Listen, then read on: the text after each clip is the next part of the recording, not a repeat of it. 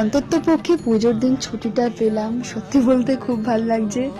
আর তোমাদের সবাইকে শুভ দীপাবলির অনেক শুভেচ্ছা, ভালোবাসা। আমাদেরই বাড়ির মন্দিরে বলতে পারো ছোট্ট করে পুজো হচ্ছে, বাড়ির সবাই মিলে করা হচ্ছে। আর একটা জিনিস তোমরা দেখবে যে ফ্যামিলির সবাই মিলে কাজ করার যে আনন্দটা যে কোনো অনুষ্ঠানে, মানে এটার সাথে না আর কোনো কিছু তুলনা হবে না। ফ্যামিলির সবাই মিলে আনন্দ করার যে মুহূর্ত, সিরিয়াসলি। আর তোমরা এখানে দেখতে পাচ্ছ যে আমার ছোট্ট ছোট্ট পুচকু বোনেরা কতটা পরিমাণে ব্যস্ত আলপনা দিতে, ডেকোরেট করতে, পুজোর সমস্ত জোগাড় করতে।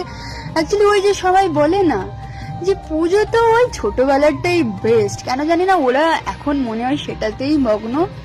আর হ্যাঁ, ছোটবেলায় পুজোর সাথে তো সিরিয়াসলি আর কোনোদিন কোনো কিছুর তুলনা হবে না জীবনে। এটা আমাদের সকলের জীবনে এক চিরস্মরণীয় মুহূর্ত হয়ে থেকে যায় জীবনে।